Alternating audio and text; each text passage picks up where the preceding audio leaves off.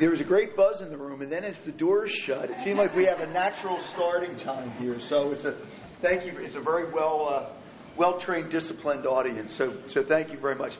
My name's Dan Fitzpatrick, and I'm the chairman of the Greater Philadelphia Chamber of Commerce, as well as the regional CEO for Citizens Bank for the Mid-Atlantic region. I'm based in Philadelphia, but cover New York, Pennsylvania, Delaware, New Jersey, our D.C. office, and Ohio. So see quite a swath of older cities looking for reinventing and revitalization. But we really appreciate the opportunity for this particular panel on economic development tools that work as we think about reinventing older communities. So first what I want to do is introduce our very esteemed panel that is here today. And then I'll make some brief opening comments. Each of the three panels will make their presentation on the topic. Then we should have plenty of time for a robust Q&A session. So thanks. So without further ado, let me introduce this great panel that we have assembled. Go from the far. Tim Bartik is a senior economist at the Upjohn Institute for Employment Research. His research focuses on state and local economic development and local labor markets. Tim's book, 1991 book, Who Benefits from State and Local Economic Development Policies, is widely cited as an important and influential review of evidence on how local policies affect economic development. Tim received both his PhD and MS in economics from the University of Wisconsin-Madison in 1982, earned a BA from Yale in political philosophy in 1975, and prior to joining Upjohn Institute in 1989, he was assistant professor of economics at Vanderbilt University. So, Tim, welcome. Our next panelist is Rebecca Diamond. Rebecca is an assistant professor of economics at the Stanford Graduate School of Business. She is an applied microeconomist studying local labor and housing markets. Her recent research focuses on the causes and consequences of divergent economic growth across U.S. cities and its effects on inequality. Previously, she was a postdoctoral fellow at the Stanford Institute for Economic Policy Research. She received her PhD in economics from Harvard University. So, Rebecca, great to have you here today as well. And Robert Zahradnik is policy director for Pew's work on state fiscal health and economic growth. He supervises initiatives that help states improve the return on investment from economic tax development incentives and better manage revenue projections and the volatility therein. Before joining Pew in 2010, Rob worked for the Chief Financial Officer of the District of Columbia as a manager in the Office of Budget and Planning, and then Director of Research in the Office of Revenue Analysis. In the latter position, he managed a research agenda that covered tax, budget, and economic policies and practices. He was also a senior policy analyst for the Center on Budget and Policy Priorities in Washington, D.C. Rob holds a Bachelor of Arts degree in Communications from Penn State University and a Master's in Public Administration from George Washington University. So again, we have a terrific, esteemed panel with great expertise in this subject matter. What I'm going to do is give you a little bit of the local flavor of Philadelphia and what Philadelphia is doing. If I can open up this slide, let's see. I'm not a big finger mouse. My kids always tell me I need to. I'm already ready for the help here. Just to get this to open. Which button? Yeah, I have it on. It's just locked up on me. Thank you. Okay, so then advancing it and one button, right? So anyway, so what I'm starting with is, again, this is a broad-based topic. But I'm going to touch briefly on manufacturing in Philadelphia, and I'll tell you why. I was asked by Mayor Nutter to co-chair the Mayor's Manufacturing Task Force, which took place during the course of 2013. And so let me advance to that slide. This is just a brief summary of our findings there. And the idea here is that when you think about Philadelphia, you think about Rust Belt City, right? The good thing that happened to Philadelphia is the Rust Belt hit Philadelphia before it hit the Midwest. It hit Philly in the 60s. So Philadelphia had to reinvent itself into a service economy. And what it had was obviously our traditional eds and meds economy, great institutions of higher learning. About 101 colleges and universities have campuses in the Philadelphia, the 11-county Philadelphia region. And, of course, life sciences. Philadelphia was a traditional hub of the chemical industry in North America. all that research, but strong academic support, and off of that rich chemical industry heritage, that begot the life sciences industry as the chemistry moved from just what are you doing with the molecules for industrial use. It moved to life sciences in the latter half of the 19th century and in the 20th century, where Philadelphia was a real leader in medical research, in the education of physicians, and continues to be there today. So again, when you think about Philadelphia, we talk about eds and meds. It's higher education, healthcare, and life sciences. So the philosophy on the Mayor's Manufacturing Task Force was, and from the Chamber's perspective on that, it's great that we have these leading positions in those industries, but we have to continue to cultivate them and grow those industries. They're great, and again, it's great for, you got to drive your college graduation rates, you've got to drive your PhD attainment rates to be successful in those industries, but also a lot of good things happening in workforce development around special programs for nurse assistance programs. So where, if you have a high school degree, you can participate in a very positive way in that life sciences industry. The other thing what Pennsylvania has is one of the oldest populations in the country, and so geriatric care becomes a specialty. So the point is, healthcare is a big industry for us, but with everyone under pressure on the cost of healthcare, right? That also a lot of pressure on the higher education industry, especially on the state-owned, state-directed land grants, as well as all the private. A lot of pressure there. We said, if you don't want to have all your ducks in one barrel, how can we diversify the Philadelphia economy? And again, Philadelphia, where as I said, the Rust Belt hit in the 60s, so you lost literally tens of thousands of manufacturing jobs over those 30 years. But the one thing that did occur, and what still remains for Philadelphia, is this location thing. So we have comparative advantage of the city of Philadelphia and the immediate surrounding region. Obviously, its location, our proximity to our national capital in Washington, D.C., being about 120 miles to the south, New York City being about 80 miles to the north, and those population centers. So you can talk about, if you are set up in Philadelphia, you've got great proximity to a huge, about 40% of U.S. GDP is within a 6-hour drive of Philadelphia. So you have that. And what we have is available workforce. Philadelphia is great. The latest census showed we actually had a population growth in Philadelphia since 2000 and 2010. First decade of population growth in about 4 or 5 decades. So very positive. So we have this city, and I know these other panels will talk about that movement back from the distant suburbs to younger generation wanting to live in the city and retirees wanting to come back in the city. And what does that mean? But what we have in Philadelphia, we do have population.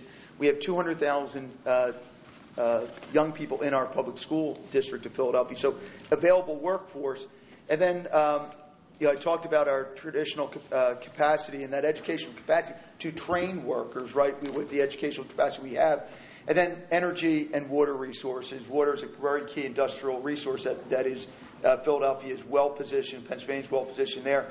And of course, energy. So, the elephant in the room is the Marcellus Shale. So there's no wells, there's no Marcellus. In Philadelphia, the Marcellus Shale runs about 100 miles to the northwest of Philadelphia as it cuts across from West Virginia up through the bulk of Pennsylvania into southern New York State. Bottom line is that this has really transformed Pennsylvania as far as this incredibly abundant source of the world's cheapest natural gas. So the idea there is Pennsylvania is benefiting. Places like Pittsburgh are boom towns. I call it Houston North. How can Philadelphia benefit economically from this gas that, whether you like it or not, is coming out of the ground at this point? So then we got to what's the comparative disadvantages of the city, and of course tax policy. Philadelphia has a very punitive tax policy for business expansion. It has high business taxes on both income as well as wage taxes if you work in the city. It's approximately a 4% wage tax. So that it's relatively high on all those counts. We did a lot of comparisons with other major older metro cities. Philadelphia is at the bottom on tax policy as far as the most prohibitive tax policy in the country of major economies there. And then, regulatory environment, ease of doing business. Philadelphia traditionally was not thought of as a place that was easy to do business.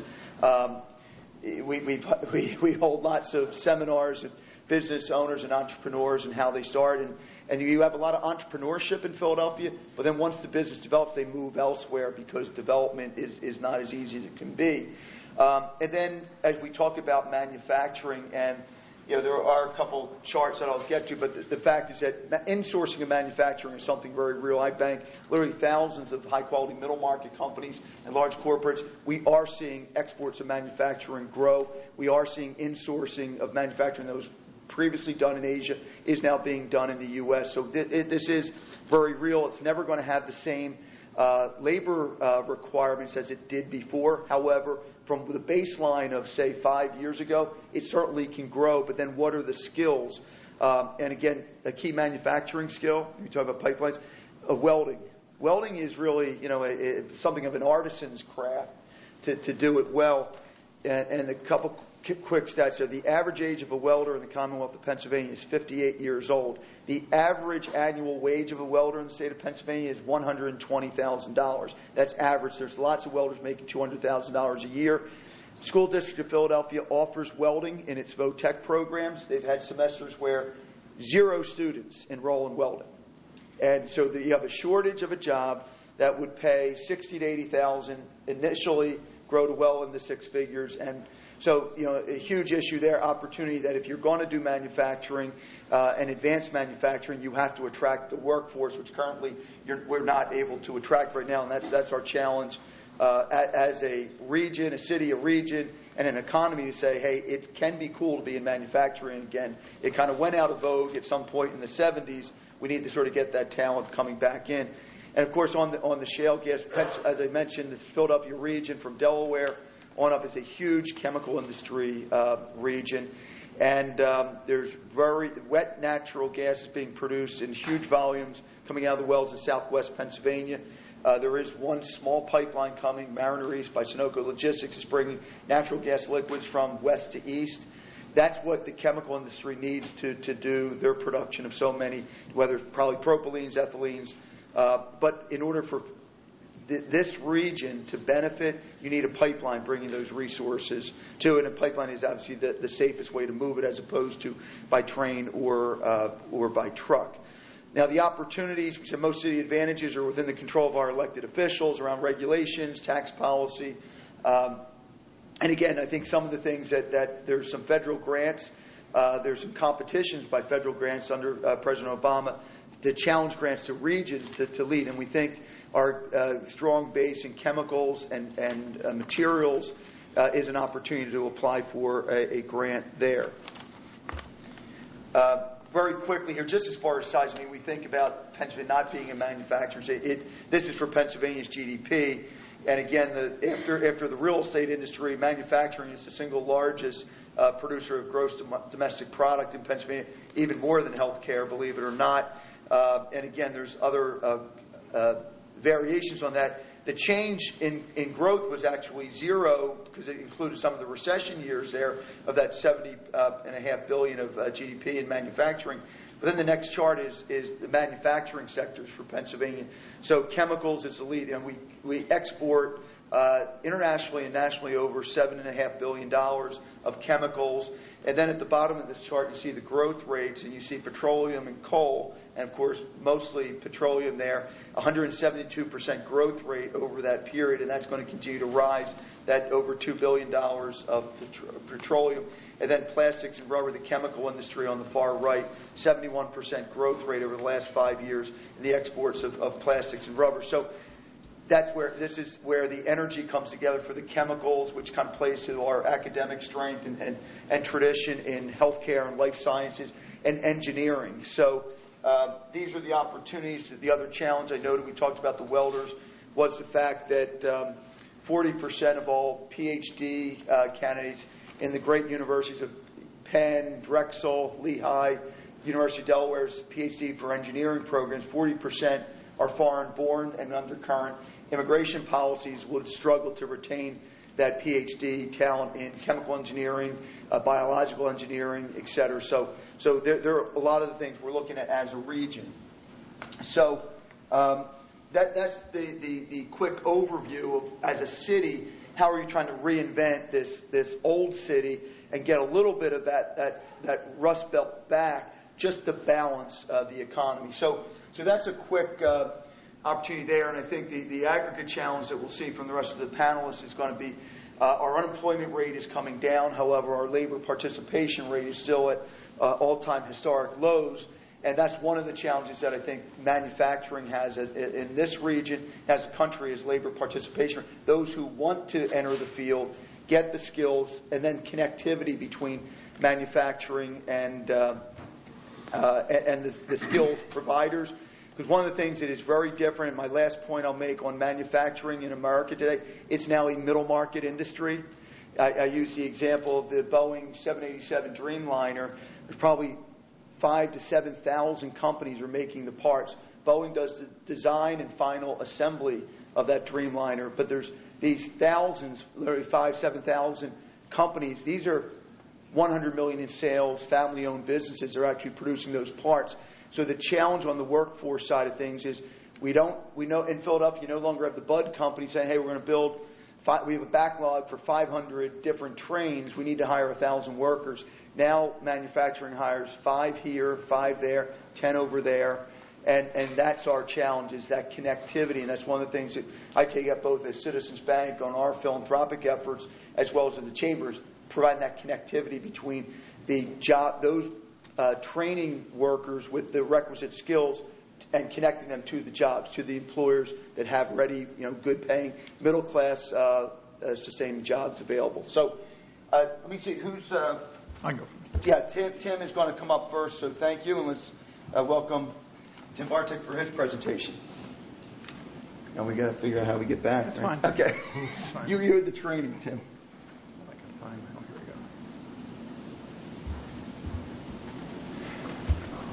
we go. Well, first, here, I need this though. Yeah. First, thanks to the Philadelphia Fed and Penn for inviting me to speak at this conference. Well, Susan Wachter kind of set me up, I guess I mean that in both a good and bad sense, by saying I would explain how any local community can revitalize itself. So I should first clarify that my focus is a little more narrow than that, although I think the panel will get into that broad issue.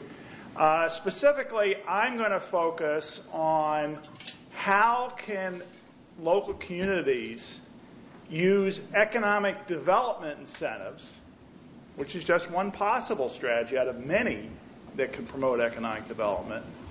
How can they use economic development incentives that work most effectively in creating jobs?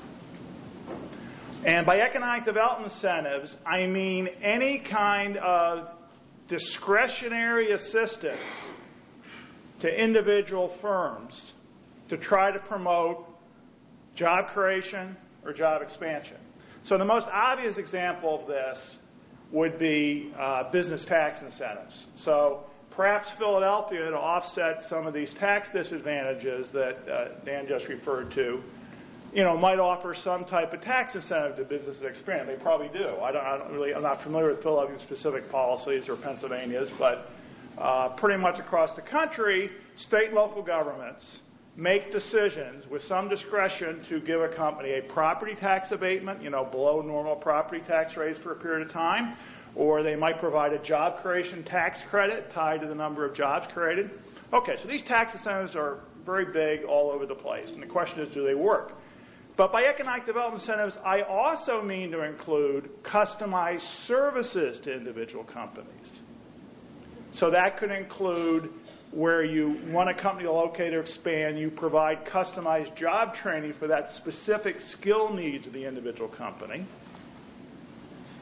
Or it could include manufacturing extension services that work with small and medium-sized manufacturers to help improve their technology, help them find new markets, et cetera. Could include small business development centers, so these customized services. So my question is, how do we make these programs more effective? And by more effective, I mean more cost effective. How do we lower the cost per job created enough that we're likely to have the benefits exceed the cost? Okay, I'm going to discuss tax incentives first and then customized services. So for tax incentives, the bottom line is they're relatively costly per job induced, so everything depends on whether you can get a high multiplier from. And that requires careful targeting. So before I get into that, though, we should ask a little bit, very briefly, what are the benefits of creating jobs? And what's the magnitude of them? There have been a number of studies that looked at what benefits are of creating jobs. And the main local benefit that we need to pay attention to is higher earnings per capita. There are some benefits for state and local governments in terms of fiscal benefits, some benefits in higher land values. The main benefit is higher earnings per capita because when we create jobs, we drive up employment population ratios. We drive up the employment rate. That increases earnings per capita. And we also drive up real wage rates, which also increases earnings per capita. Now, the estimates from the research literature are that basically when we create new jobs in an area, that the local benefits for local residents in terms of higher per capita earnings are about 40% of the earnings associated with the new jobs. About half of that is due to higher employment rates, higher employment per capita, and about half is due to higher real wage rates. Now, why isn't it 100%? Because not all jobs go to local residents. A bunch go to in-migrants. So it's not 100%. And so, to translate this into something, if we create a job that pays $50,000 a year, the actual benefit of that in terms of higher earnings per capita on average will be about $20,000 for the local economy, for local residents. Now, in terms of tax incentives, although people like to claim that every tax incentive actually triggered the location or expansion decision, that's not really true. And if we look at how sensitive business location and expansion decisions are to taxes, what we conclude is that the average cost per directly induced jobs in terms of annual cost per job created is roughly speaking $30,000. So what that means is that a tax incentive package whose value was equivalent to $3,000 per year per job, which would not necessarily be atypical anymore in the U.S. That's actually not an atypical incentive package. It's not going to tip 100% of the location decisions. On average, we'd expect that to tip 10% of the location decisions. So the company, there's a 90% chance they will locate here anyway. By giving the incentive package, you make that odds 100%, and therefore the cost per job directly induced is $30,000. Now, one of the things that suggests is, you might look at that and say, well, gee, tax incentives don't pay off. They produce benefits about $20,000 per job, and they cost about $30,000 per job per year. But of course, these directly induced jobs have some multiplier effects. They may create other jobs in the local economy. They may also, though, have some displacement effects. They may displace other jobs in the local economy. And the key issue is, can we target these incentives on the types of companies that are more likely to have high multipliers and less likely to have displacement effects? So how do we do that? Well, you target jobs in several ways. One kind of multiplier is the usual Keynesian consumption multiplier. When we bring in a job, those workers are going to re-spend the local economy at restaurants, et cetera, local retailers. And there's a multiplier effect. The magnitude of that multiplier effect pretty much depends on the wage rate the jobs are paid. Higher wage jobs have higher multipliers. A second type of multiplier effect is due to input-output relationships, basically local suppliers. And that depends on the density of local suppliers in the local economy. That's going to be higher for jobs if, in fact, that company you're incenting is part of a local cluster of specialized industries. So if you can identify a local cluster that has a dense supplier network, incentives that help that local cluster expand are likely to have higher multipliers. And finally, if these direct jobs you're trying to incent are higher tech jobs in which there are high spillovers of workers and research going from company to company, and think Silicon Valley as an example. In Silicon Valley, why is it so productive? Because companies basically ideas and workers flow from company to company, so there are high spillover benefits for one company's expansion on other companies. And that's part of making multipliers higher. On the other hand, there are some displacement effects. I mean, the most obvious one is if your incentives are going to what regional economists call non-export-based firms, that is, firms that simply sell to the local economy, there are huge displacement effects. So any local area that, and there are local areas that do this, that have supplied incentives, say, to a restaurant, well, you might actually induce that restaurant to expand, but that takes sales away from other restaurants. It displaces jobs in other restaurants. So that's a negative multiplier. It's going the wrong direction. There's also an issue of any kind of jobs you locate will use available land and labor, and that causes some displacement effects in the local economy. I mean, if you're taking prime land, prime labor, that causes some displacement effects. And to the extent to which the induced jobs are using underutilized land and labor, so it's using brownfields that otherwise would not be redeveloped, or it's using underemployed or long-term unemployed workers who otherwise would be unemployed. Those type of displacement effects will be lower. So what you want are basically you want to target, because tax incentives are so expensive, for them to be cost effective, for them to have higher benefits than cost, you ideally would want to target high-wage companies and strong local clusters, preferably high-tech, that are export-based companies, and ideally, to the extent you can, are going to be using underutilized land and labor. The case of customized services is very different because there are a lot of studies that actually show that customized service, manufacturing extension, customized job training, actually create jobs at less than 1/5 of the annual cost of tax incentives. So the cost is less than $6,000 per job year. So that obviously means you don't need to have any multiplier effect at all, really, for them to pay off. Now, multiplier effect is good, but you don't need it. Now, why are these programs, if they're well run, so effective? Well, if you take the case of manufacturing extension, which is basically, or small business development centers, which are basically providing individual small and medium-sized firms with information, is what it amounts to. Information is relatively cheap to provide, and yet it turns out that many small and medium-sized companies seem to be quite short of information on how to improve technology, how to find new markets, et cetera. And this information can have a huge benefit-cost ratio. How about customized job training? Why does that pay off? Well, there's a lot of research showing, particularly in small and medium-sized companies, but really in larger companies as well, that many new hires simply don't work out. They huge problems in hiring the right workers with the right training and the right skills.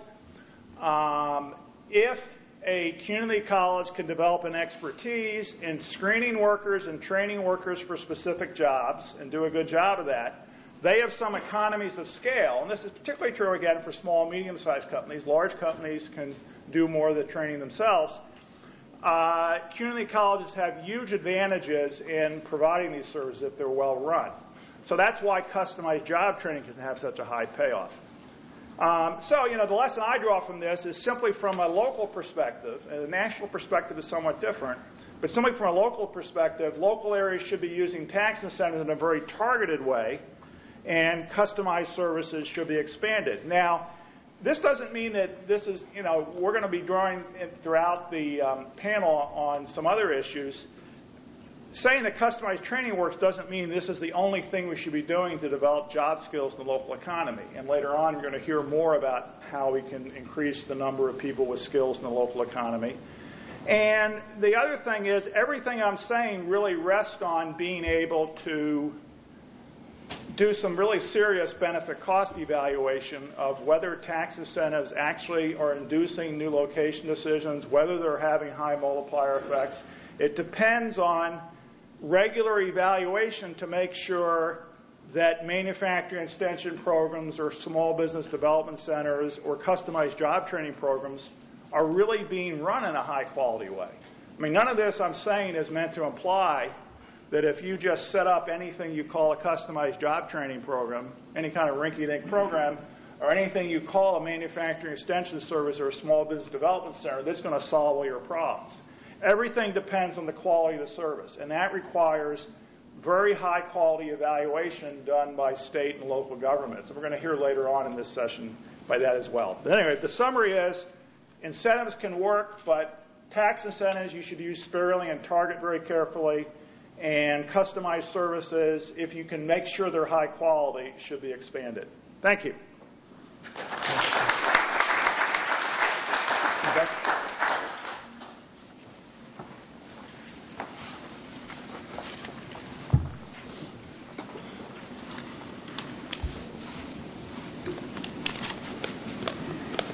So thanks very much for inviting me. It's a pleasure to be here to talk about where workers have been living over the past 30 years and how that's changed and what we can learn from that to look at future economic development across different types of cities. So I've been pretty interested looking, I don't know if you want to call it historically, but over the past 3 decades, what's shaped where different types of workers of different skill have chosen to live and how that's influenced the local economies in which they live in. So as you may know, over the past 30 years, there's been a strong divergence in skills across U.S. cities. Specifically focusing on education, you can see that college graduates have been increasingly concentrating in cities with higher wages and higher housing costs. Now, these cities also offer higher wages to non-college educated workers. However, nonetheless, you've seen less skilled workers choosing to live in more affordable cities. So this is an interesting phenomenon to study and try to learn what's been causing this divergence. If you look in the 60s and the 70s, you would have seen convergence of skills, where sort of both high and low skilled workers chose to move to the cities which paid higher wages. But now we have this divergence of high and low skill choosing to live in different parts of the country. So understanding the causes of this phenomenon can help inform what types of policies you can use to potentially try to target different types of workers and potentially improve local city economic conditions. So a number of research papers have actually found that this divergence in skill was fundamentally driven by differences in local industries' hiring needs. So as you're probably well aware, many cities have different sort of clusters of industries, and certain industries happen to have been historically concentrated in certain cities. And the cities that happen to be the home of industries that experienced this boom in high-skilled labor demand over the past 3 decades were the ones that sort of strongly benefited from this influx of high-skilled labor and resulting higher wages and higher housing costs. However, even though that it seems like local labor demand driven by firms is really the strong push over these past 3 decades, the resulting change in city skill mixes have led to sort of us to learn about how changes in the types of workers living in our city can then spill over and have multiplier effects on the local economy and sort of local quality of life. And you can sort of look in the data and you can see that there have been large local spillovers driven by increases in the share of college graduates living in one city. So increase in the city's share of college graduates, an increase in concentration of high-skilled workers, can lead to many positive spillovers in the city. So research has shown that both on the hiring side, if you have more high-skill graduates working in your city, that can actually even increase demand for more college graduates in the city. So if you have firms bringing in high-skilled workers, that can lead to more innovation and sort of idea generation, but because sort of the concentration of the high skill has gone up, which can then create even more high-skilled jobs. So in sort of economics terms, you would even have the possibility that demand could slope up for college graduates. So usually when you have more of a given type of good increase, that'll drive down the price of it. But if you actually increase the productivity of college graduates by having them cluster up more, you actually can drive up the wages and potentially even further increase demand. So potential mechanisms for this that have been studied have been these innovation or idea spillovers by just having more highly educated guys sort of clustered together. But you also can have mechanisms where the increase in the concentration of high skill make it profitable to adopt different types of new technology that complement the skill set of these workers, and by adopting this technology, that further increases the desire to hire more high skill. Now, it's not just college graduates that benefit from a higher skill workforce in the city. There's strong research showing that having more college graduates also is going to increase labor demand for many of the less skilled workers living in the city. So you can, the sort of traditional mechanism of just because there's a local goods and services market, and with more money in the city, that's going to create more demand for these local services. And since local services are disproportionately jobs focused on the less skilled, that's going to lead to strong labor demand increases for less skilled workers. So this is almost about what I've talked about so far, about the sort of pure economic job spillovers. But there's actually strong evidence for relatively large local amenity spillovers. So when you increase the share of college graduates in your city, if you're looking over sort of the longer term over the past 3 decades, we found that that actually can lower local crime rates. Air quality seems to go up. The sort of variety and quality of restaurants, shops, and bars seem to improve. Measures that you can attempt to try to measure sort of quality of the cultural scene, sort of the number of museums or art galleries, all of these seem to improve when you have a more high-skill city. Surely school quality is likely improving as well. That's been harder to document historically due to some data constraints. But these are sort of, amenities and job aspects seem to be strongly increasing with the share of college. Now, the big caveat here is that when you make a city more desirable, housing prices go up, and that's going to lead to displacement effects on who can really access this desirable city. This is really what you've seen over the past 3 decades. There's a very strong, tight relationship between a city's increase in share of college graduates and the increase in local housing prices. It's a very strong, tight, upward sloping relationship. And almost housing price growth over the past 3 decades can more or less not perfectly predict, but strongly predict which cities have had the largest increase in their skill concentration.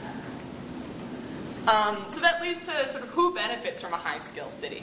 So these are sort of looking at these longer-term, broader implications. There can be different sort of short-term benefits, sort of when people can't sort of move away from different types of cities. But in the longer term, as we've seen, looking back historically, it seems like because a high-skilled city is going to both raise wages and amenities, that's going to make it a very desirable place to live, both for college and non-college workers, and thus that's really going to bid up housing costs. Now, that can actually make it sort of unaffordable for lower income or lower skilled populations to be willing to pay to access these cities. And that's sort of exactly what you've been seeing over the past 3 decades, is that even though the wages of non-college workers in places like New York, in San Francisco, Boston, Chicago, these cities that have really boomed in their increase in high skill, those are also the highest paid cities for less college educated. Yet nonetheless, we're seeing outflows of lower skilled workers from those cities essentially because they're unaffordable. Lower skilled workers are much more price sensitive. They really care, it doesn't matter how great quality of life is potentially in the city. The sort of take-home wage is a very important salient aspect. And thus, even though these cities really are the best in amenities and the best in wages, the housing prices push them to the less sort of skilled cities and sort of create this sort of reinforcing feedback loop where you have sort of the college-educated benefiting from these high-skilled cities, the housing prices disproportionately leading to out-migration of low skill and sort of furthering this sort of nationwide gentrification effect where the higher skill cities get higher skill, which creates more desirable cities, but the benefits of that seem to be disproportionately accruing to the high skill and actually can lead to increased sort of economic inequality. So policies that potentially target the inflow of high-skilled labor can be great for the local economy, but you have to be careful about sort of longer-term aspects, longer-term implications of who gets displaced and who is actually going to consume the benefits of a sort of higher-skilled city. The city as itself, think of just sort of the prosperity of the city, it may go up, but depending on who sort of you're potentially trying to benefit, help from these policies, it may be partially due to the fact that the composition of the people sort of that are able to access this improved city has strongly changed. And actually, if you look over the past 3 decades and you look at this sort of divergence of skill across space, we find that actually that's led to more economic inequality than you would have thought by looking at the increase in wage inequality. So we know that the college graduate wage premium over a high school degree over the past 30 years has gone up by more than 50%, close to 70%, which is a huge increase in economic inequality.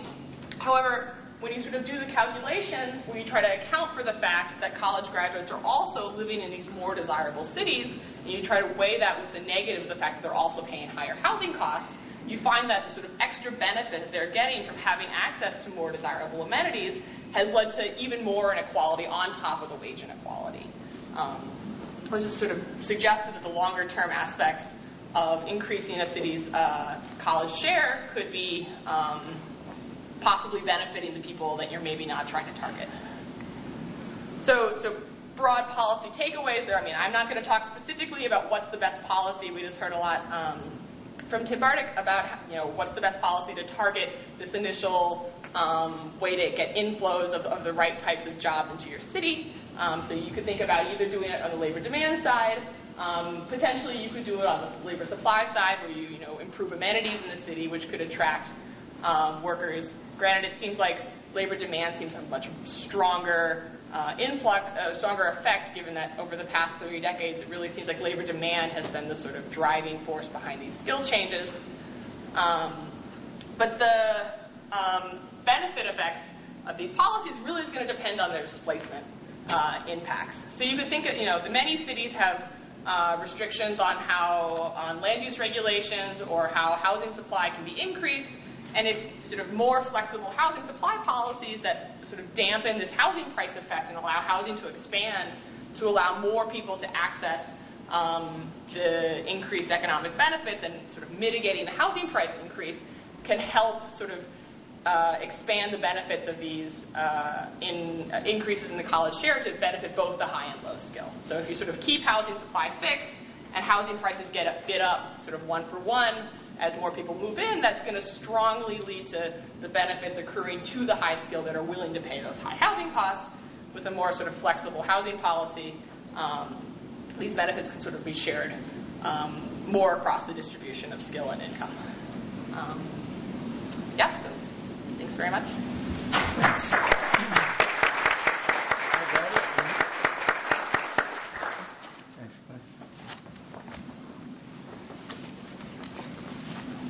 Good job. You too.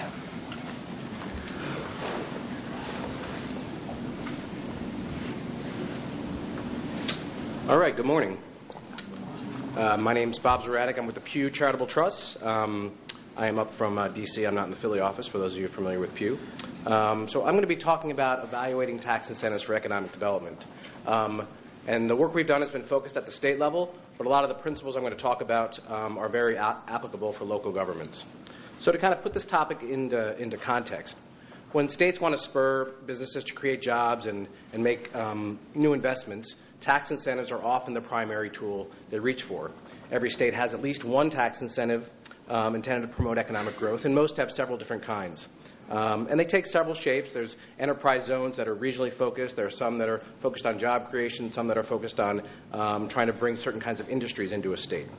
But regardless of these differences, the stakes are high in this policy area. Policymakers spend billions of dollars a year on tax incentives, and they clearly don't want to miss opportunities to spark economic growth and create greater jobs and brighter prospects for the Americans they serve. But at the same time, policymakers need to consider the trade-offs. A dollar spent on a tax incentive is one that's not available for other investments in things like education and infrastructure. And so it's these high stakes that drove Pew's interest in tax incentives. We found across all of our work that government delivers better results when they base their decisions on solid evidence, invest in programs with strong return, and choose solutions that work over the long run.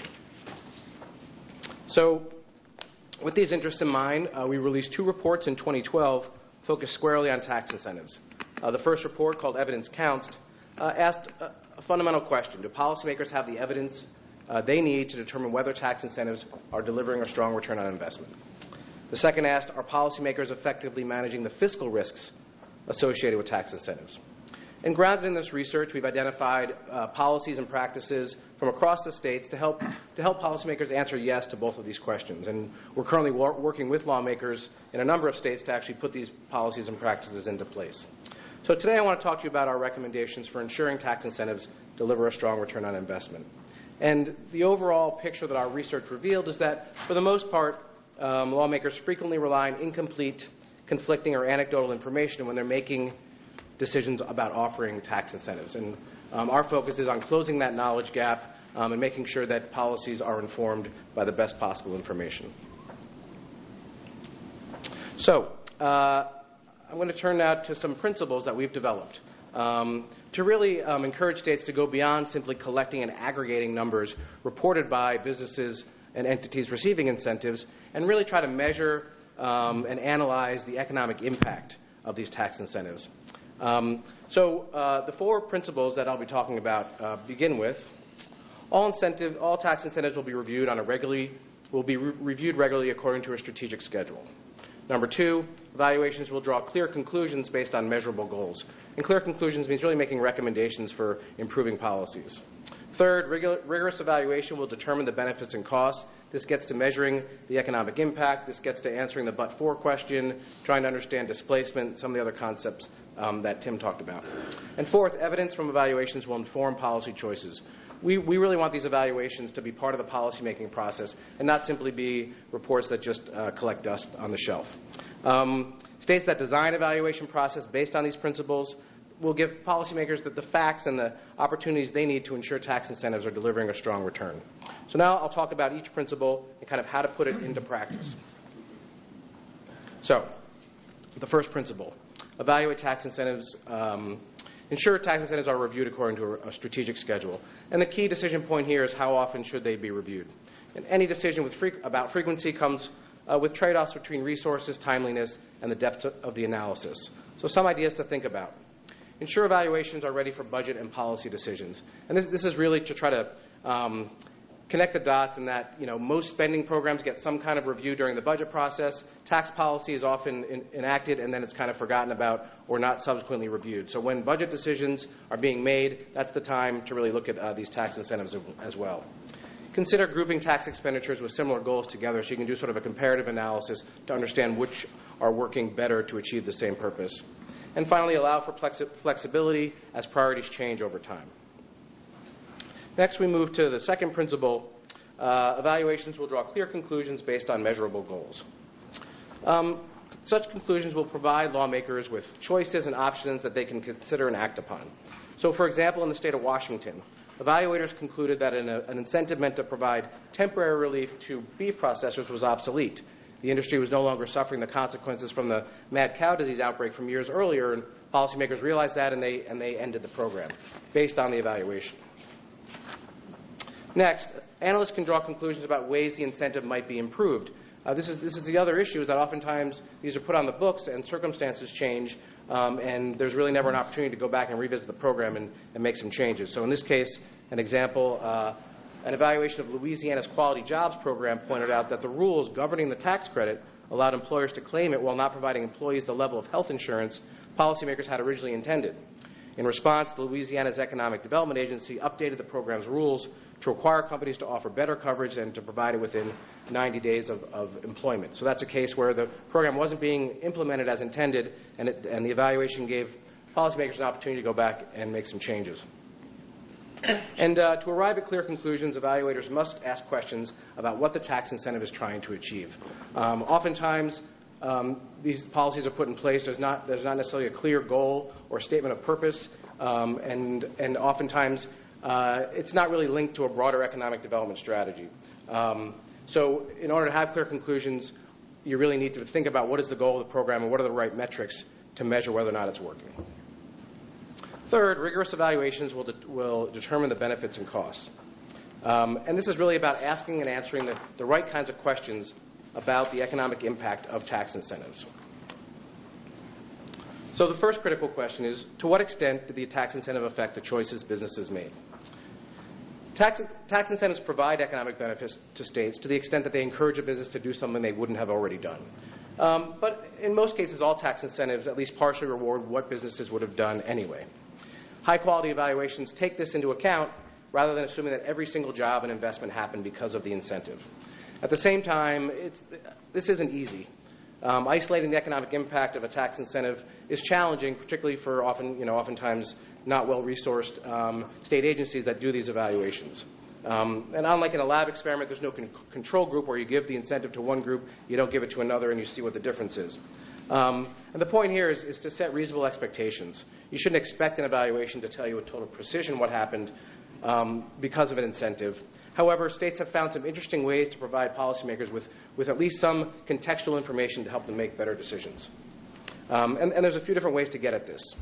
So one example is there is extensive academic literature around the extent to which broadly state and local taxes affect business activity. And given that a tax incentive seeks to change business behavior by lowering their taxes, this literature can help evaluations estimate to what extent the activity was caused by the incentive. So an example will help here. This is an approach that the Minnesota legislative auditor took when evaluating one of the state's incentives.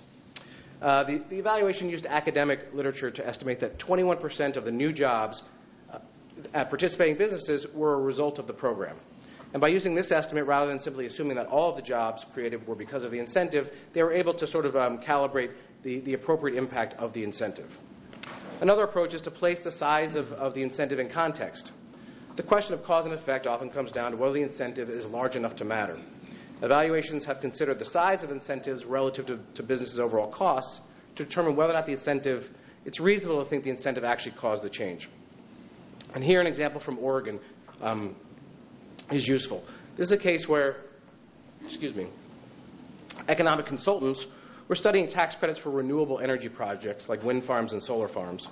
And in this case, they examined what return on investment would make projects financially viable based on the cost of energy, how much could be produced, and what price the buyers were willing to pay.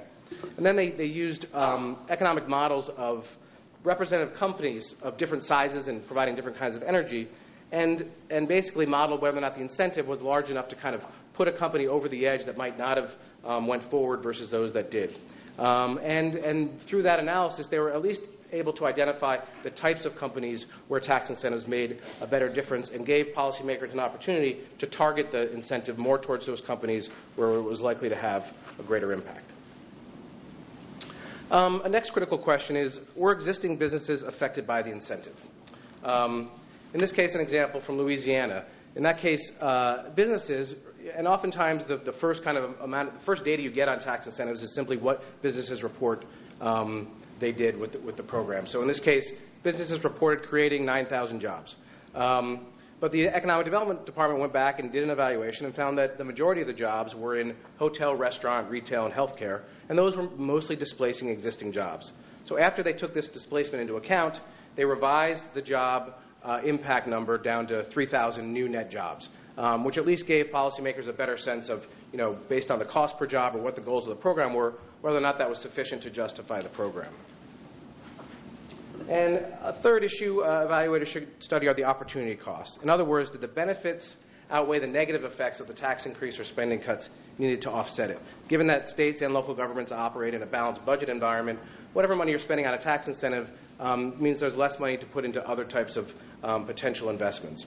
So here, the story of the Massachusetts film tax credit shows why this question is so important. So, according to an evaluation, the film incentive created more than 1,600 jobs in 2009. But the program's $70 million price tag had to be offset by cuts elsewhere in the budget. So the evaluation estimated that those cuts cost the state more than 1,400 jobs. So that left a net gain of about 222 jobs for its investment. It went back and revisited the program in 2010, and there they reported a net gain of only 20 jobs. This is another case of when you take all the factors into account, you get a more reasonable estimate of what the actual impact of the incentive is. So turning to the fourth principle is ensuring evidence and conclusions from evaluations are connected to the policy process. And one challenge facing most states is that lawmakers just simply don't routinely review tax incentives. And likewise, after the incentive is enacted, its costs rarely get examined alongside spending from other parts of the budget. So Oregon devised a way to fight this tendency. To encourage regular review of tax incentives, state leaders passed a law that makes all tax credits expire after 6 years unless lawmakers extend them. And then in 2011, they actually set a spending cap on all expiring incentives. And this was in part motivated by the Great Recession, and the state was facing some serious fiscal trouble, so they had to make some tough choices. That policy drove policymakers to rely on evaluations to decide which tax incentives they could continue to afford and which ones they would let expire. Based on that process, they did allow several to expire, extended others for another 6 years, and significantly reformed one tax credit that had grown far more expensive than originally intended. Notably, these changes received widespread support in the legislature and from the governor. There were only 3 dissenting votes. A law that we worked on last year in Rhode Island connects evaluations to the policy process by requiring that the governor's budget submission include recommendations on the tax incentives that were most recently evaluated, and to state whether or not these tax incentives should be continued, modified, or terminated, thereby directly connecting these evaluations to the budget process. Another approach is some states require legislative hearings. Washington State has a strategy that combines citizen input, expert analysis from the legislative auditor, and annual hearings by legislative leaders. And this session in 2014, Mississippi passed a law that requires the Senate Finance Committee and the House Ways and Means Committee to hold hearings on evaluations after they're released. So in closing, it's worth noting that momentum to adopt these policies and these principles is building in several states. Over the past 2 years, Indiana, and I mentioned Mississippi and Rhode Island, passed legislation requiring regular review of all tax incentives and connecting that review to the policy process. For example, under a new law passed this session in Indiana, the nonpartisan legislative staff evaluate each of the state economic tax incentives on a 5-year schedule. A panel of legislators holds public hearings on the results of the evaluations and then submits policy recommendations to the full legislature. Florida adopted a policy that requires state economists to conduct more rigorous studies to see what benefits business tax incentives create. And meanwhile, in Washington State, all tax preferences are required to have a 10-year sunset, an explicit statement of legislative intent when they are enacted, and identified metrics to help evaluate their impact and effectiveness. So that's sort of putting some of this into the legislation on the front end.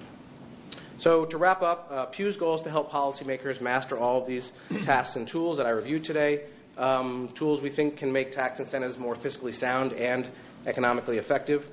We want policymakers to have the facts they need to design sound policies to ensure states are neither missing important economic opportunities or creating more risk than their budget and constituents can afford.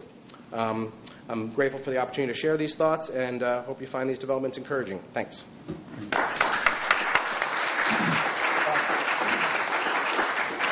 Bob, thanks so much. Thanks for a great panelists, Jen, Rebecca, and Bob. And again, lots of great ideas. I know I'm thinking about this from the Philadelphia perspective, the things that, making sure if you're doing things, use existing brownfield sites if you're doing anything industrial.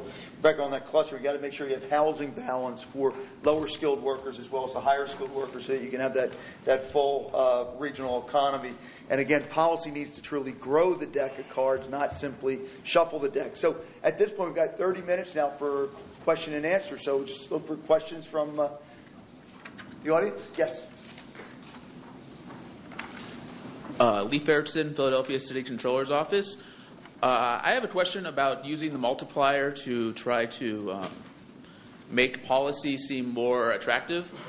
Keynes talks a lot about multiplier in the 9 or 10 range and expanding capacity. And a lot of times in especially local and regional economic discussions, they use a multiplier in 2 to rather around 2 at the best, to try to absorb existing capacity rather than to grow it. And I was wondering if there was a way to kind of measure this, or if this was just something that they kind of threw on top to try to make something sound better than it really is. Well, there's no doubt that sometimes boosters will use excessive multipliers to justify things. That doesn't mean multipliers don't exist. I would say a rule of thumb would be you should look very closely at a multiplier if it's claimed to be considerably greater than 2, and ask why is the multiplier so much greater? Is it an unusually high wage firm? Is it an unusually high tech firm? Is it part of a local cluster that has very dense supplier networks? If those things are true, then the multiplier may be higher. And then the other thing is you need to make sure that the multiplier accounts for some of these displacement effects I referred to that can be quite important. And particularly, are you accounting for the fact that the firm you attracted might be using up a prime piece of land, and simply acting as if the land would have stayed vacant otherwise is perhaps not correct. And you need to think about that and account for that in calculating a net multiplier, which might be somewhat will be somewhat less in many cases than the gross multiplier that doesn't account for these displacement effects.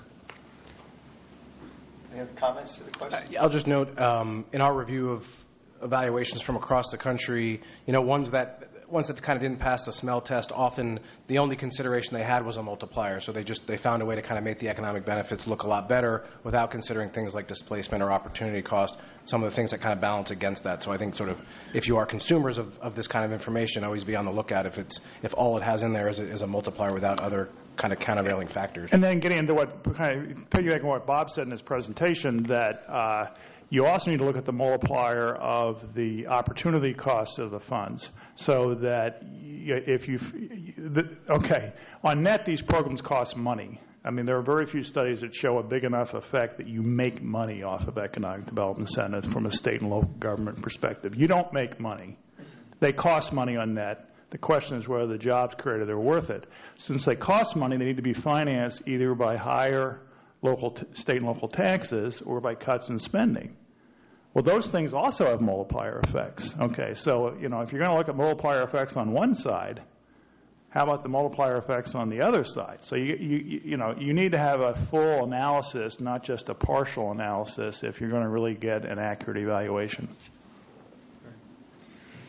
Yes. Hi, I'm Michael Daniels. I'm Policy Director to Commissioner Marilyn Brown, Franklin County, Ohio. And Tim, I just wanted to thank you for doing this because you've made me very excited. You've exactly repeated what she and I have been advocating back home and no one would listen to. And that's particularly increasing our workforce training grant program and targeting that to folks who are chronically unemployed, underemployed, reentry, returning residents, child support obligors, those kinds of things. But we have been able to offset some of the costs on that by guaranteeing those employers not only workforce grants, but by also bringing to bear our job and family services and some other things because people are very worried about what about those wraparound services, child care, transportation, and those sorts of things. So while the grant itself isn't all that expensive, the employer reluctance has been a little bit in targeting some of those populations. So I'm wondering if you've seen any other programs where that kind of shift in support services and then adding things like an increase in transportation and those sorts of things has been done before and what the results of that were.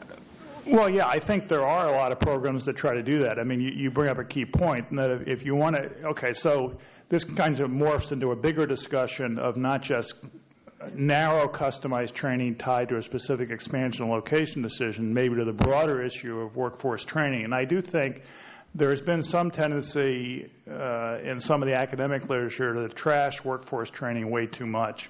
And it's not really supported, in my view, by a broad view of the workforce training literature, which suggests that if workforce training is tied to specific skill needs of the local economy, so we're not talking about just training people in the hope that job vacancies may exist, but we actually have specific information that these job vacancies exist. And if these programs work closely with local employers and making sure that, in fact, they are creating the skills that are in demand, not just imagining what they think the employers might want, but like doing the revolutionary step of actually talking to the employers about what they want. That's a good idea. And, and then making sure that you do the things needed to make the training work, which can include, for some workers, and of course there's a wide variation across workers with different types of support services. But you don't need to do that. The hiring process in the U.S. has so many problems. I don't know if I included in my remarks, but in my prepared remarks, I had some quote that something like 2/3 of all small and medium-sized business report, like 2/3 of all workers they hire are producing 6 months later less than 75% of what they expected when they hired them. So the normal hiring process in the U.S. has so many problems in getting the right workers for the right jobs that there's huge potential for the right type of workforce training program, even if it's targeting very long-term unemployed people, to significantly improve on that and get workers in jobs and have them persist longer than would occur in the market without any intervention. I would add to that point. I mean, I don't have the empirical data on it. However, anecdotally, of bringing clusters of dozens and dozens of major employers in different cities, taxes, everybody does care. They'd all prefer lower taxes and higher taxes, of course. But the number one issue that employers talk to us about is quality available workforce is the number one thing. And then it's ease of doing business. So I think you talked about those wraparound services. If I want to expand here, how hard is it going to be? Taxes are a part of life. They all get that, but they need reliable, quality workers with specific skill sets and a welcoming from the state and local governments that they're going to embrace them and make it easy for them to do business, as opposed to kind of the gotcha thing. But again, in all of the discussions we have, it trumps taxes.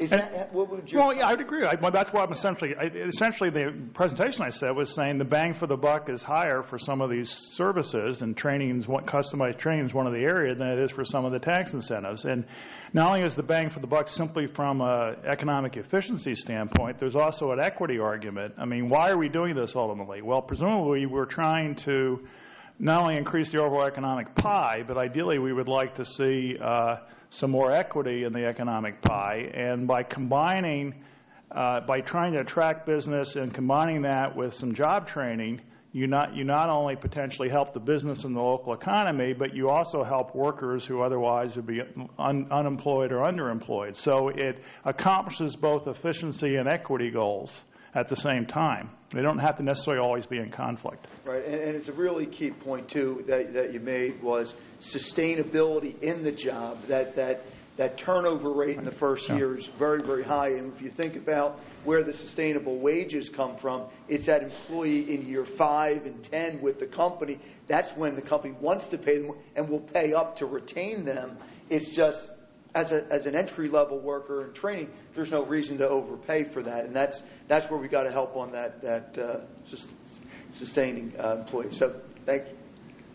Thank you. I'm Marilyn Brown. I'm the Franklin County Commissioner that Michael talked about, and I did talk yesterday about our work with reentry residents and how we are able to get them jobs. But my question for all of you is that when we give incentives, and in Franklin County, in counties in general, the workforce and economic incentives, the economic development incentives that work for us are the workforce and job training incentives.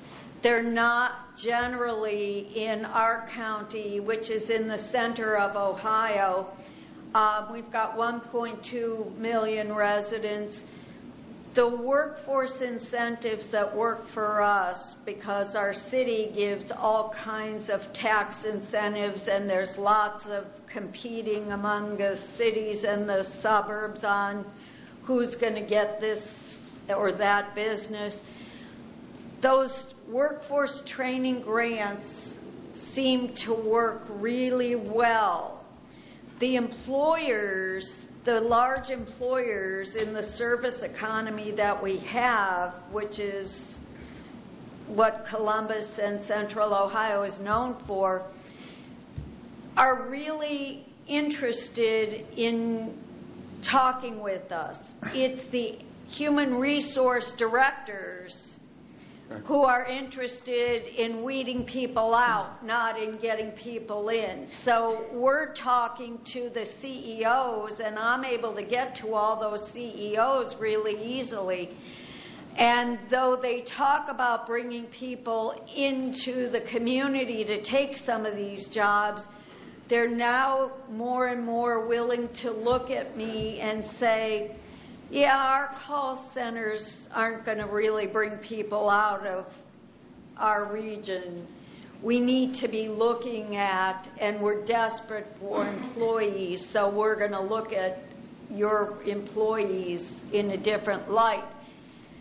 But what do we do with those human resource directors who are always looking at trying to weed people out? And unless we have some champions in the business community willing to step up, nobody's going to make a difference in getting those incentives to work.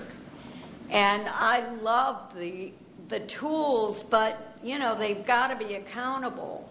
And you all have said the same thing. The accountability is so critical. Great. Thanks. Comments?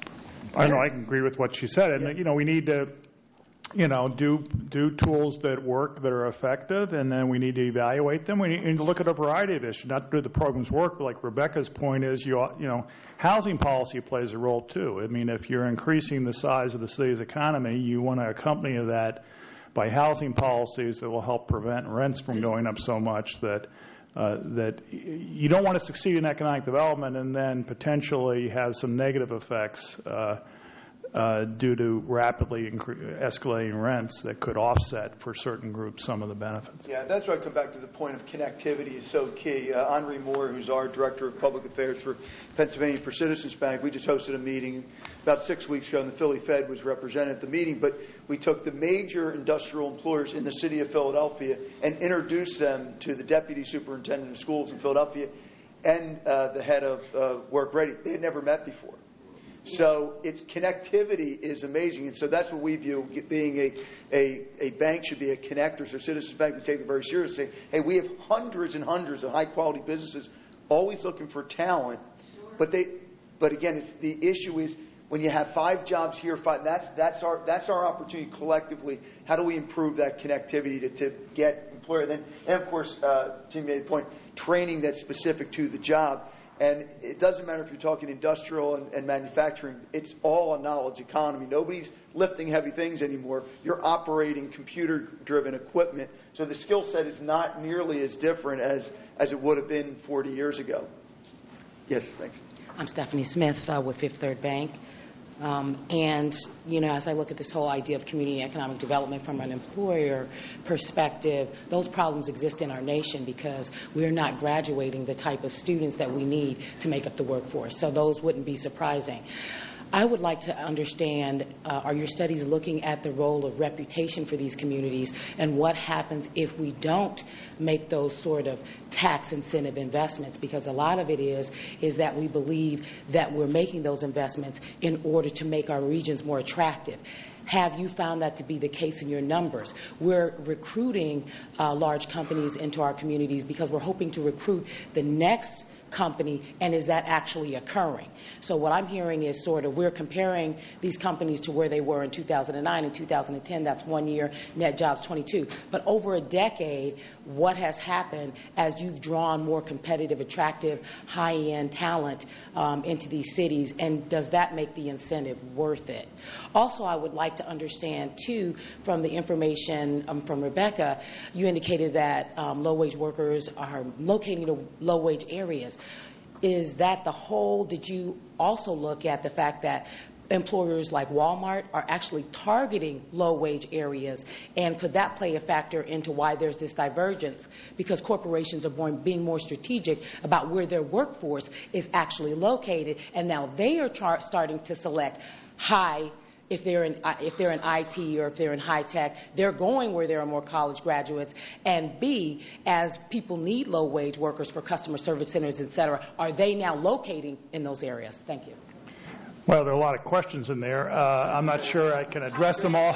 I'm not sure I can. That's fine. That's fine. You made a lot of points, and I'm not sure that, without going on and on, that I can address all of them. But just I'll pick up on one, and maybe Rebecca wants to pick up on the thing to you. But so you ask worried about it. Okay, let's say if we decide to curtail tax incentives, and we're worried about what this does to our reputation. Well, frankly, I think in the end you should worry less about your reputation per se than what works.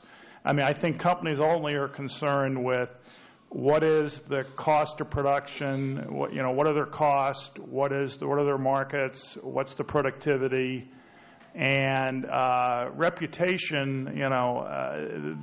They're making long-term investment decisions in an area. They're going to base it more on the bottom line than they are on right. Yeah, but I think on the whole it's the bottom line, and so I think, for example, if you're concerned that cutting back on tax incentives sends the wrong message, then you can never cut down any tax incentive. You say, gee, anything could send the wrong message. Anything we do could send the wrong message. Well, I would say you accompany that by other policies that have a higher bang for the buck, like some of these customized training, extension programs, or whatever that have shown higher bang for the buck. And I think you offset any change to your reputation with those programs, or you set up offices that help deal with regulatory issues. One thing that's a kind of informational service I didn't mention is areas that work with companies on not necessarily on changing regulations, but making sure they understand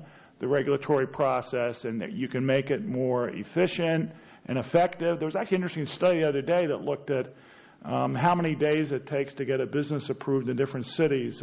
I think Chicago showed up the worst. It took forever, basically. I don't know if this study's true. One thing, Greater Cincinnati just lost Toyota North America to Houston, Texas, based upon a $30 million tax incentive program. That's what I think. Well, did they lose it because of that, or that's what the claim is? That's the question is. That's what someone in Texas who's cutting a ribbon will want to claim that. And, and of course, Toyota has some incentive to claim that, too, because if they didn't claim that, then no one would put up the bid. So there are some selective, there are some incentives that affect what people say about these incentives. Because what Texas takes pride in, they take federal regulation and say if it's good for the feds, it's good enough for Texas. They use one set of regulations, dramatically different from the rest of the country, gives them an incredibly huge competitive advantage, where Philadelphia got stringent city regulations on top of state regulations, county regulations. It's just a maze to try to figure out. But there's also an issue of simply the information about the regulation. Even if you think the regulation is justified because you think the benefits exceed the cost in terms of amenities, which, Rebecca pointed out are very important to attracting high-skilled workers, surely we want to have good information on the regulation so that it's easy for businesses to discover how to comply. Why make it needlessly complicated or costly to figure out what the regulation is, particularly for small and medium-sized businesses? That's the type of regulatory burden that has no social payoff. Right. So can I just, on your point on the divergence of skill, so it's definitely true that, the Walmarts of the world have gone to the places where there are a lot of low-skilled labor available, but the wages are also low there. So that's sort of like the standard, great sort of, you want economics to target, you want the firms to go to the places that have the lower wages. That's good cost savings. It bids up the wages for the workers in those areas. But the fact that the high-skilled firms are choosing to go to the most expensive places, so we're having that's sort of the counterintuitive direction relative to standard economics. If you're a high-skill firm, you want to pay, it seems like, the most you can for high. You want to go to the most expensive place. While the low-skill firms sort of are just following the more standard economic sort of predictions that you want to go to where costs are low. And you're sort of getting this divergence because the sort of high-skill and low-skill firms seem to be trading off cost very differently, at least at first pass. Granted, productivity benefits in those expensive places make it on net profitable. Otherwise, why would they go there? But I think, the wages of low-skilled workers in these expensive cities is very high. So it's not, the firms there are demands for low-skilled labor or lower skilled labor in expensive cities, and they're willing to pay a lot for it because, you need workers to perform, tasks that are complementary in all of these types of higher skill firms, but you can't attract those workers very easily. So that's sort of the standard supply and demand argument. We workers would get sort of a convergence of wages across space, but nonetheless we're actually getting the lower skill going to cheaper and cheaper places, and the lower skill firms also going there, but doesn't seem to bid up the wages one for one as much as the higher skill getting even higher skill and getting even higher paid wages. So it's sort of a divergence that wouldn't necessarily be predicted by sort of standard supply and demand. Okay. Yes, thanks for the question. Next. Hi, I'm Stuart Andres, and I'm with University of Pennsylvania, joining the Atlanta Fed shortly. And I wanted to return to the workforce development question, that we've been talking a lot about the supply side, that workers, especially at the entry level, don't have skills necessary. But I wanted to bring up kind of a smaller alternative view with people like Peter Capelli talk about, that basically say that firms are not willing to either train people at entry-level positions or pay for the workers that do exist holding that. I was wondering about basically all of your reactions to that, and then particularly from Tim with some of your work on payroll expansion tax credits, if that might be a way to kind of cover the willingness to pay gap. Mm-hmm. Well, Peter Capelli, I've read his work and does a lot of great work. And I do think it was actually raised in the opening session. There is an issue in the U.S., and you can debate why this has occurred. I mean, I actually think it's a very interesting issue why it has occurred, that there are some signs that privately paid for company OJT, on the job training, may have declined over time in the U.S. Now, why has that occurred? You can get into a lot of issues. I mean, in the morning session, it was attributed to maybe companies being more, workers being more mobile. It could have to do with changes in corporate governance, with companies having more of a short-term orientation towards Wall Street, where the cost of training are quite apparent in bottom line profits, but the benefits of training, I mean, you can see in your statements for the stock exchange, you put in your disclosure the value of your physical capital, but it's kind of hard to describe the value of your human capital in a way that investors can understand. So there may be problems with our whole, there may be issues there. So there is an issue of how we somehow increase the valuation of training. I don't see any alternative except, a practical matter in the short run to try to have some more public support for training is one way to do it. And I think you specifically asked whether or not, one way to do this is some kind of job creation tax credits, and I've written a lot about those. I think it all depends on the situation you're in.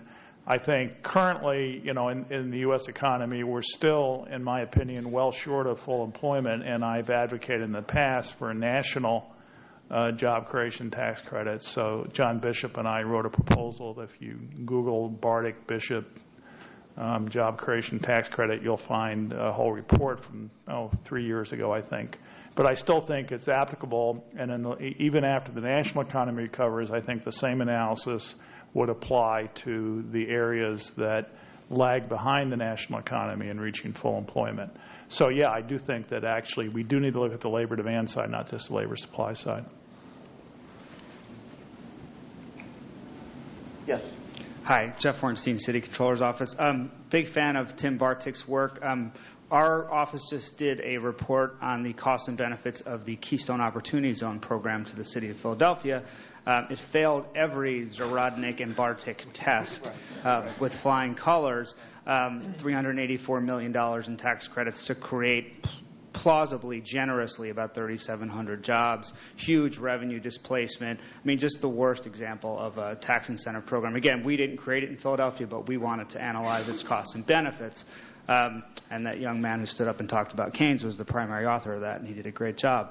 One thing we did find in the course of this was that there are some sectoral differentiations about how these tax credit programs work. So I have two questions about the demand side. One is, have you found this in your work, that some tax incentive programs, even if they're really poorly designed, can be targeted, say, by a local commerce department to particular sectors and what sorts of sectors they work in. And the second is almost more of a question for Dan about whether we've done an adequate job regionally of connecting not just supply of workers with demand for workers, but we have a lot of small industries that are emerging and a lot of supply chains that I don't think realize that there are those small industries emerging in Philadelphia that could be plugged into larger supply chains. Well, it's a great question. I'm going to comment first for Tim. What I really believe on the tax incentives, tax incentives are trying to offset for locations that don't have any natural competitive advantage for what they're doing.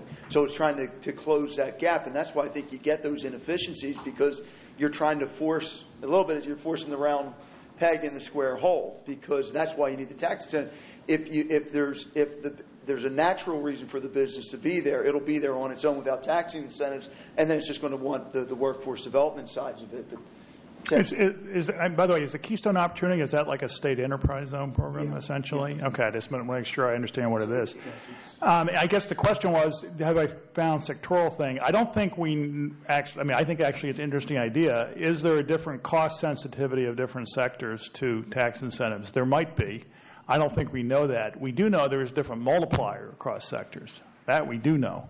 So I think, I'd love to be able to tell you that I know that industry X I can identify for you as very cost sensitive, and for a given dollar change, percentage change in cost, and industry Y is not so cost sensitive, but I don't think I actually know that. I do know they have very different multipliers based on their wages, supplier networks, clusters, et cetera. And I would say, but actually the case of enterprise zone is actually an interesting case where you can look at most of the evaluations across the country of state enterprise zone programs have been negative, overwhelming majority, because most of those are totally tax incentive programs, and it turns out that if you take a really depressed neighborhood and just put tax incentives for business to locate there, that's not enough to offset the disadvantage of the neighborhood.